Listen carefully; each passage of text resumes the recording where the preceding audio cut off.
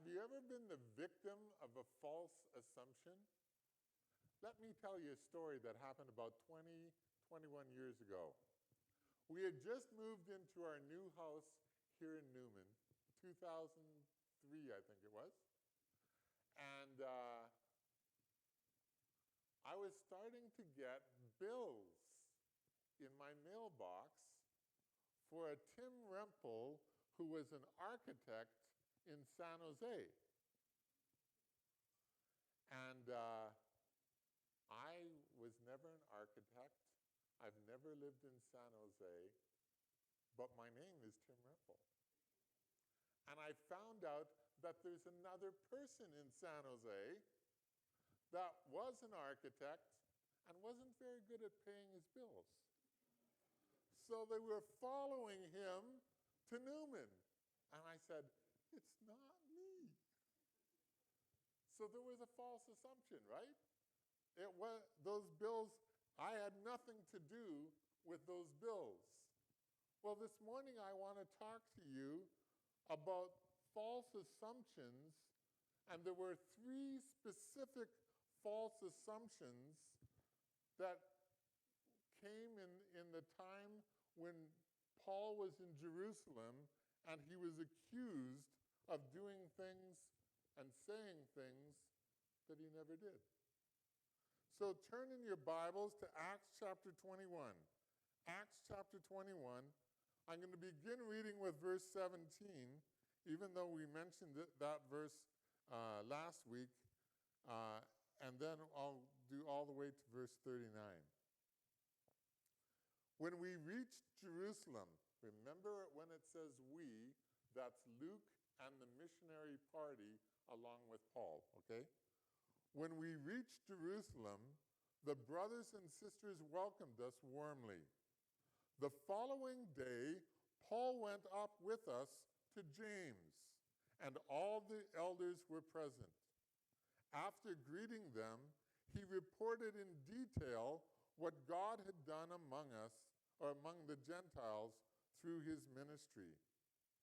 When they heard it, they glorified God and said, "You see, brother, how many thousands of Jews there are who have believed, and they are all zealous for the law. But they have been informed about you, that you are teaching all the Jews who are among the Gentiles to abandon Moses, telling them not to circumcise their children or to live according to our customs. So what is to be done? They will certainly hear that you have come. Therefore, do what we tell you to. We have 4 men who have made a vow. Take these men, purify them, or purify yourself along with them, and pay for them to get their heads shaved. Then everyone will know that what they were told about you amounts to nothing, but that you yourself are also careful about observing the law. With regard to the Gentiles who have believed, we have written a letter containing our decision that they should keep themselves from food sacrificed to idols, from blood, from what is strangled, and from sexual immorality." By the way, that letter that he refers to is written out in Acts chapter 15. So the next day, Paul told the men, having purified himself along with them, or took the men and entered the temple, announcing the completion of the purification days when the offering would be made for each of them. When the 7 days were nearly over, some Jews from the province of Asia saw him in the temple, stirred up the whole crowd, and seized him, shouting, "Fellow Israelites, help!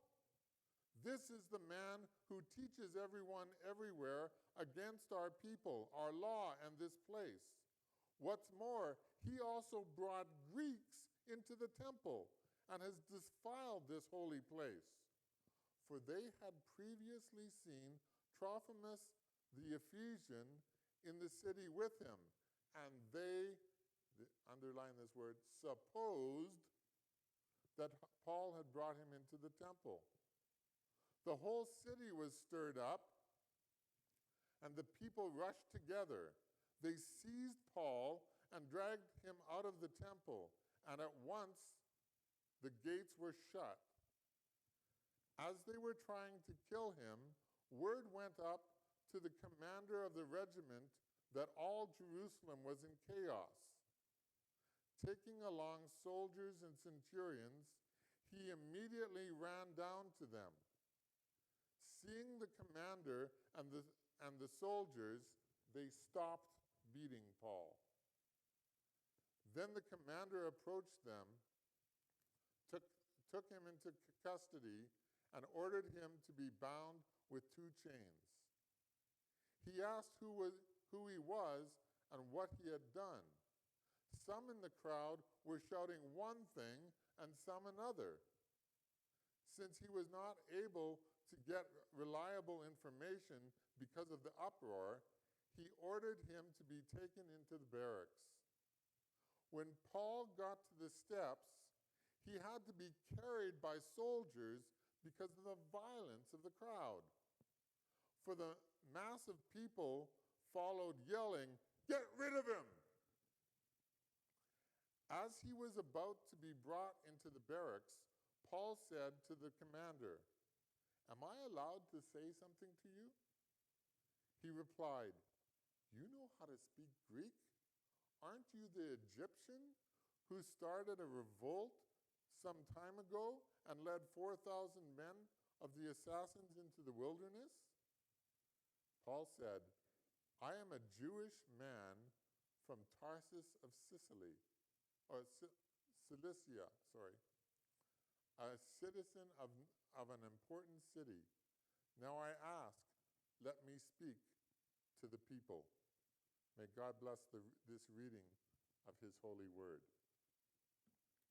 So you see at least 3 times in this passage where false accusations are leveled against the Apostle Paul. And I want us to look at each one of these accusations and what's going on behind the scenes. The first one is the Jewish believers had a false accusation, and you find it in verses 18 to 25. And their accusation was about Paul's teachings. And I can tell you something right now. When you are a preacher, you expect people who are not Christians to oppose you. But do you know what's really hard? When Christians oppose you. Especially if you're trying to preach the gospel. So these people, let's find out who they were. Paul went to see James and the elders. He's come home from his 3rd missionary journey, and he goes to see James and the elders. Who is this James? This James is the half-brother of Jesus, and he's the leader of the early church. He's also the guy who wrote the letter of James in the back of your New Testament. This guy was the main leader of the early church. So he goes back to the leader of the early church and to talk to all the elders. Why? To report on the ministry of his missionary journey, number 3. And each time I want you to notice, Paul is faithful to go back to the church that supported him in missions and explain to them what happened on his missionary trips. That's very significant. Well, the elders and James heard his explanation, and they glorified God. They were thankful for what had happened. But then they were concerned about something. They kind of said to Paul, "We have good news and bad news. Which do you want to hear first?" Well, in verse 20, we have the good news. Thousands of Jews have believed in Jesus. That's good news, isn't it? And it says they are zealous for the law. That's a good thing too. But then we have the bad news in verse 21. They have been informed about you. In other words, somebody's going around talking about Paul and saying things that are not really true.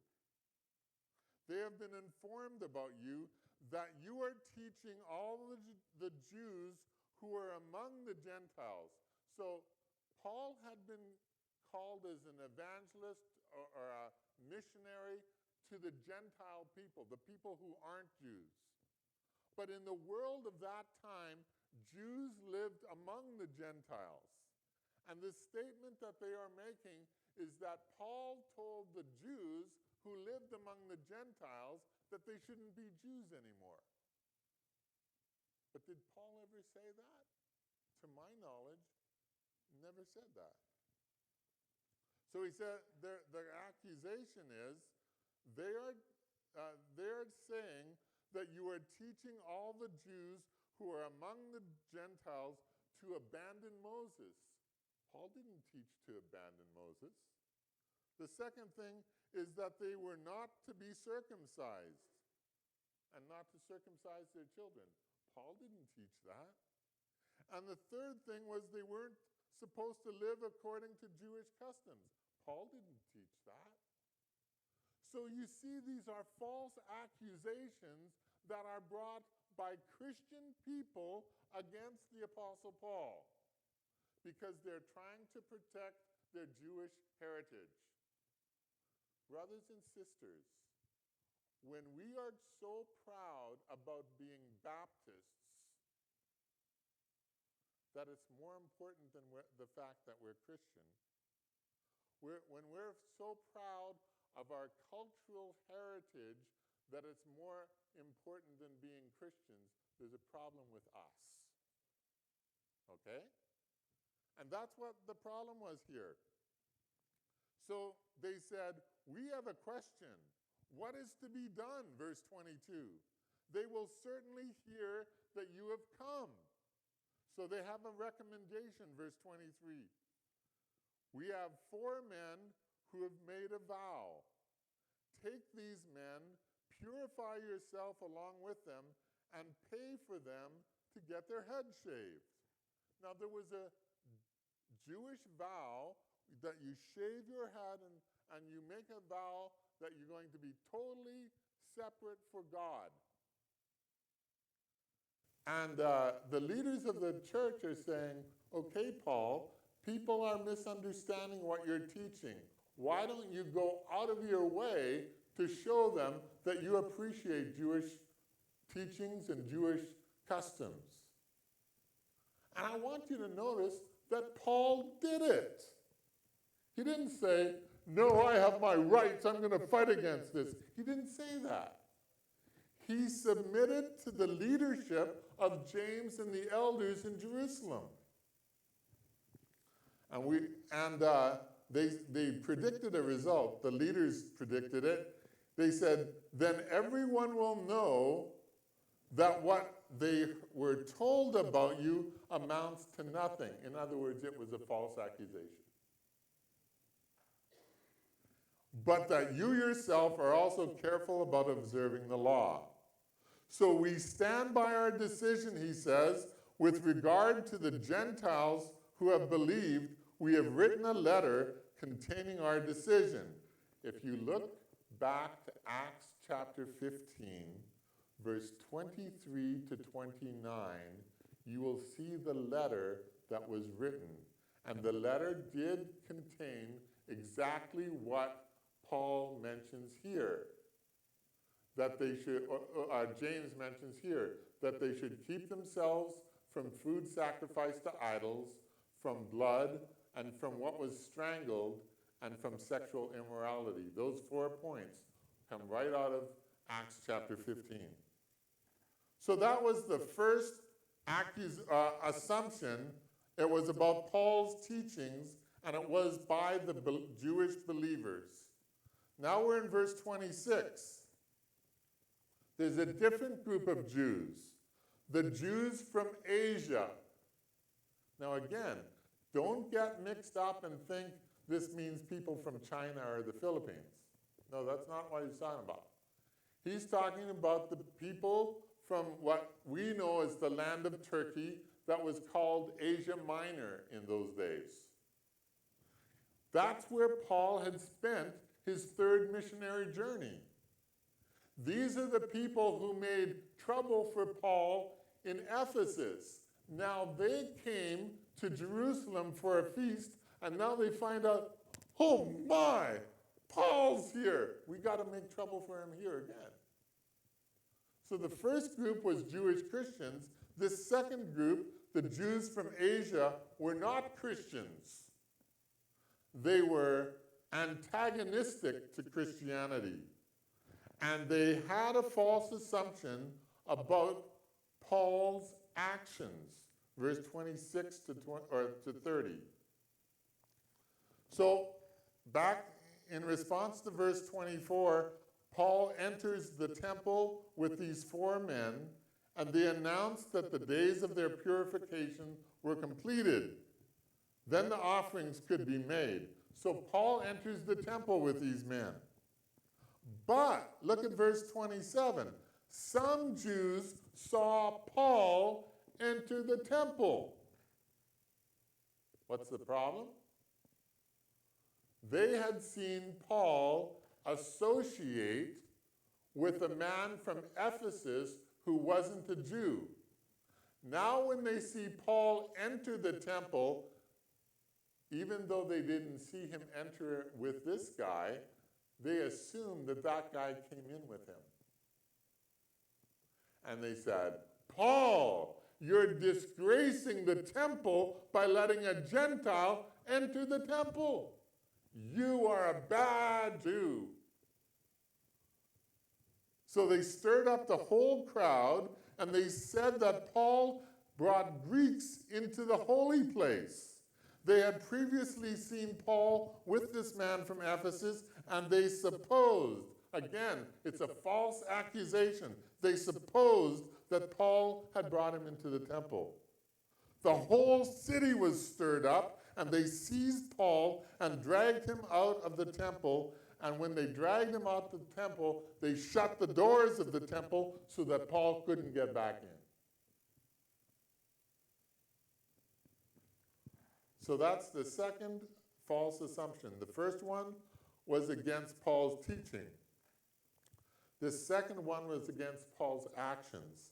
Now we get to the third false assumption, and we find it in verses 31 to 39. And this false assumption is by the Roman commander. See, at this time, Rome was in charge of Israel.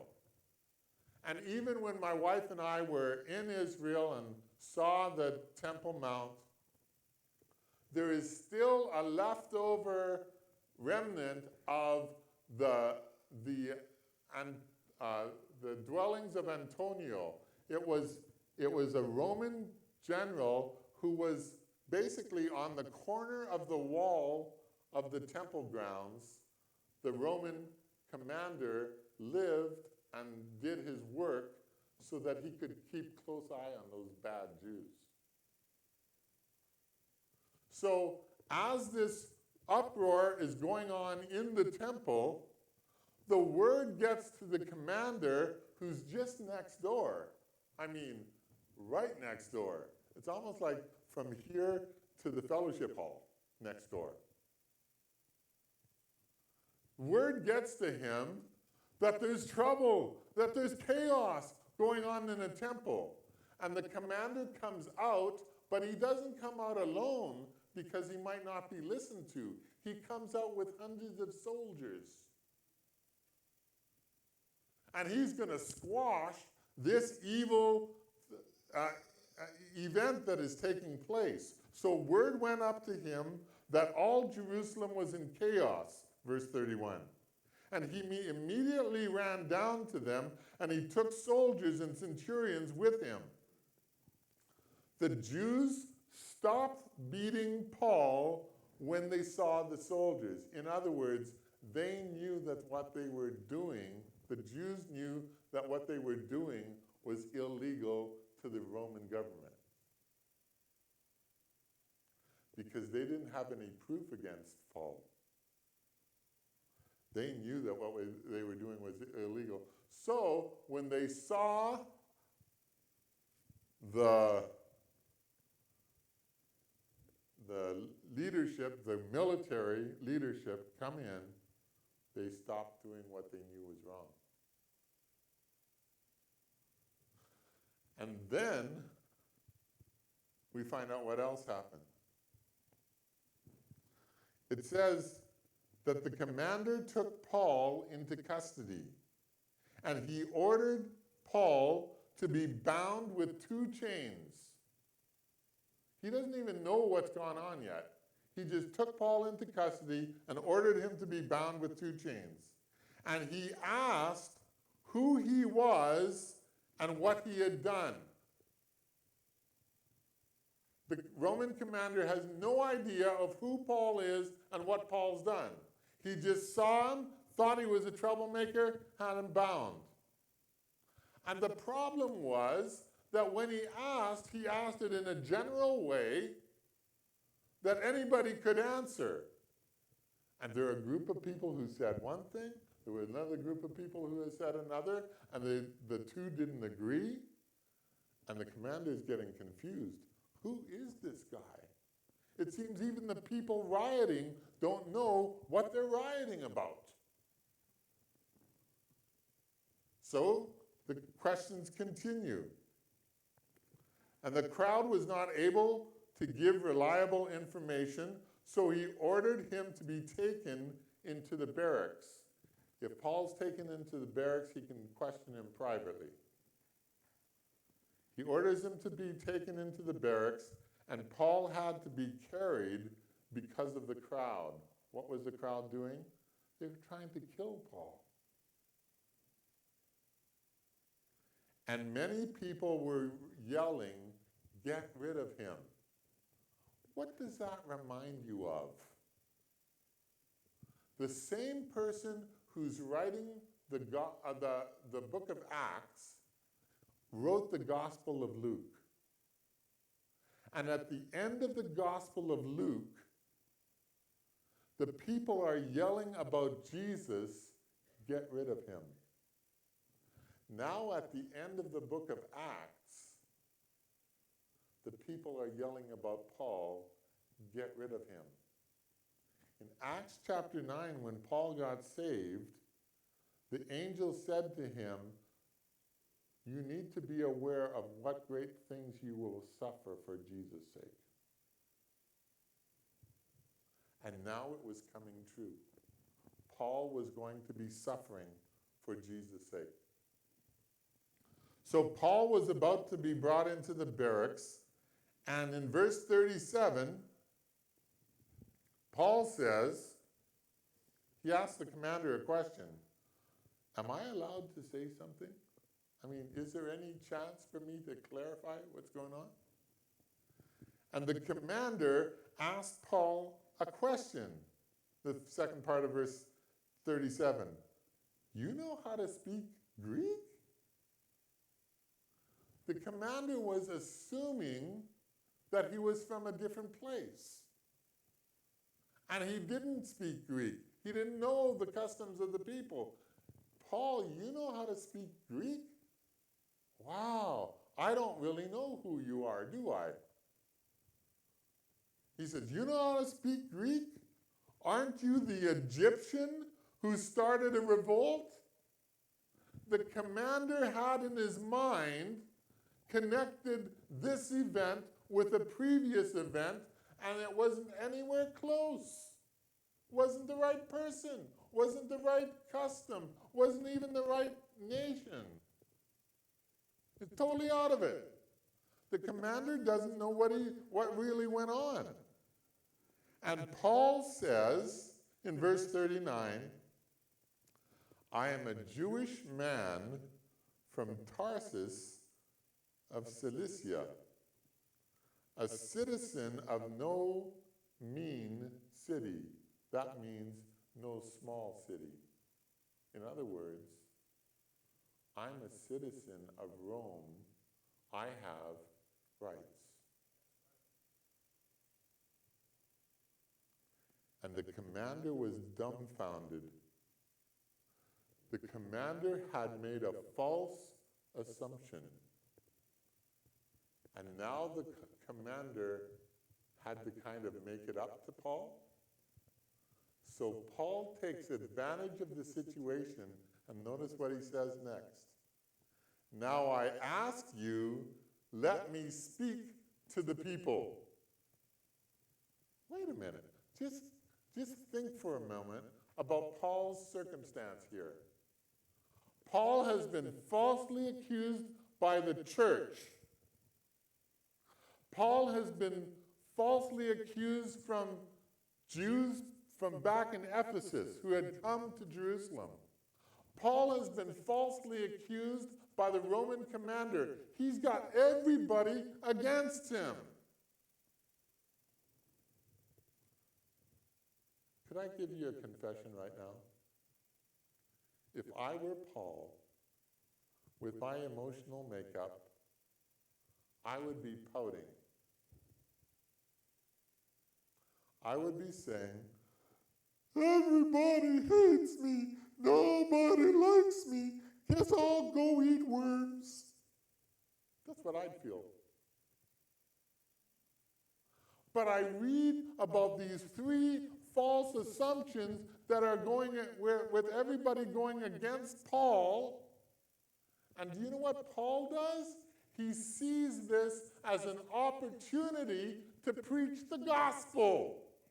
And I say, wow. That's what I'd like to be like. I'm not like it, but I'd like to be like it. When you see all this opposition coming against you, and you see, wow, I am a citizen of Rome, I have a right to speak, this gives me a chance to preach the gospel to all my enemies. And I say, that's Christian courage. That's something to be admired. Paul wasn't going to give up. Paul was going to share the gospel. And if you want to hear what he said, come next week. But as I thought about this whole thing, I was praying and meditating on it, and I said, Paul got into a lot of trouble because of these false assumptions about him. But it seems to me that Jesus said something about false assumptions. Matthew chapter 5, verse 11. Blessed are you when men shall revile you and speak all manner of evil against you falsely for my sake. Rejoice and be exceeding glad, for great is your reward in heaven. On the one side of things, if I'm a Christian, I don't want to be guilty of making false assumptions and accusing somebody else falsely. I don't want to do that. On the other hand, if I'm a Christian and I receive false assumptions against me and accusations against me, I want to be aware of what Jesus said so much as a part of what I'm thinking that I say, okay, if these false assumptions are coming against me, I'm going to rejoice at the opportunity I have to clarify the situation. Is that a challenge to anybody else like it was to me? Blessed are you, for great is your reward in heaven. Do you know there are people in Newman who make false assumptions about Christians? Augustine too, yeah. There are people in the church that make false assumptions about each other?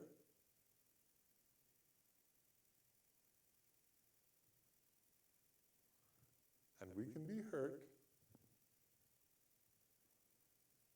or we can say, I want Jesus to turn this into something good instead of something bad.